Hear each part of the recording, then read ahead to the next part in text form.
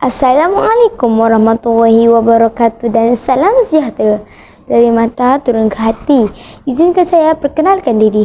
Saya Nurul Iman binti Muhammad Adri, pelajar tahun 5 Ibnu Khaldun Sekolah Kebangsaan Kampung Sawah, Pontian.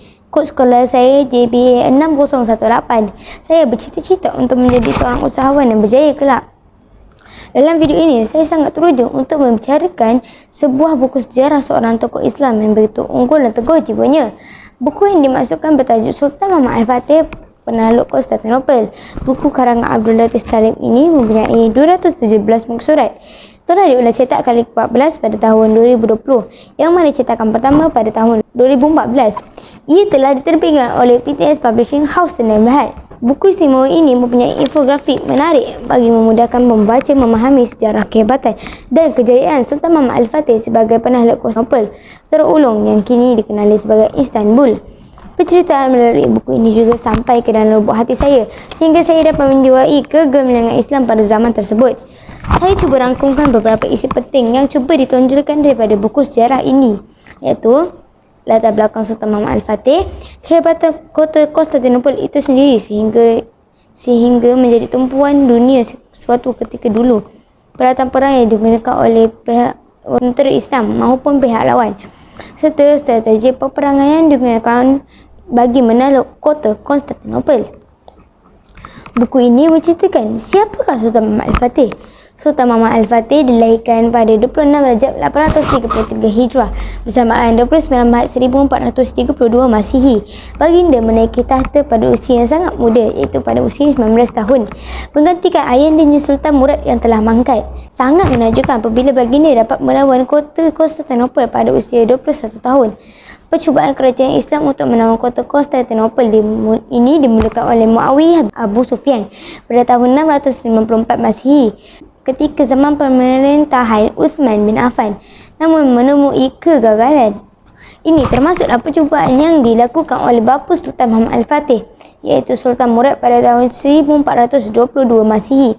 Buku ini juga menceritakan kekebalan kota Konstantinopel sehingga sukar untuk ditawan. Konstantinopel adalah kota 7 buah bukit yang mendapat perlindungan alam semula jadi. Kota ini berbentuk 3 segi yang mana 2 bahagian kota menghadap laut, iaitu Selat Bohorus dan Laut Marmara.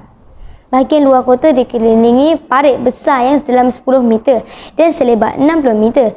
Terdapat 2 tembok, iaitu tembok luar setinggi 25 kaki setebal 10 meter dan tembok dalam setinggi 40 kaki selebar 15 meter. Di bahagian laut, terdapat rintangan rantai besi dengan hampir 25 buah kapal laut Byzantine menjaganya. Terdapat 300 hingga 4,000 mata rantai sebesar pemeluk setiap satunya diletakkan di Selat Bosphorus bagi menghalang kapal-kapal musuh memasuki Konstantinopel yang dikenali sebagai tanduk emas. Jika saya amati sejarah Konstantinopel melalui buku ini, saya rasa begitu takjub dengan kehebatan kota ini. Pelbagai strategi dan peralatan perang diceritakan dalam buku ini yang tidak terjangkau di akal saya akan kecanggihan peralatan tersebut pada zaman itu. Antara peralatan yang saya ingin ceritakan ialah meriam urban.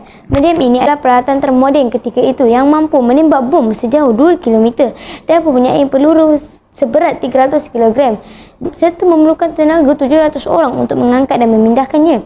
Sultan Muhammad Al-Fatih juga mempersiapkan seramai lebih kurang 250,000 tentera, dan apabila baginda berjaya melepasi halangan di kawasan tanduk emas dengan meluncurkan 70 buah kapal laut sejauh 5 km dengan menggunakan batang-batang kayu yang diatur dan diminyakkan dengan lemak dan darah haiwan, sehingga akhirnya baginda dapat menawan kota ini. Tentera di bawah pimpinan Sultan Muhammad Al-Fatih juga turut berjaya menawan gereja kebanggaan Konstantinopel, Hagia Sophia, yang akhirnya bertukar wajah kepada masjid kegemilangan Islam hingga kini. Sehingga akhir pembacaan saya, sukar untuk saya cari di manakah kelemahan buku ini, kerana penulis menggarapkan cerita sejarah ini dalam bentuk novel yang sangat mudah untuk difahami dan sangat menarik sekali. Bermula daripada saat permulaan percubaan penakluk kota Konstantinopel sehingga saat kegemilangan kota ini di bawah Sultan Muhammad Al-Fatih. Mungkin sedikit saja penambahbaikan.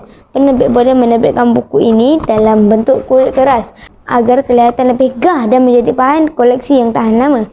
Sebagai kesimpulannya, buku ini berjaya menggambarkan kegemilangan dan kehebatan Islam melalui Sultan Muhammad Al-Fatih yang digelar The Grand Signier, iaitu Sang Penhaluk. Baginda seorang pemimpin yang menerapkan ajaran Islam dalam pemerintahannya seraya menjaga hubungan dengan Sang Pencipta, sehingga kini nama Muhammad Al-Fatih dikenal sebagai pahlawan Islam yang unggul di antara dunia.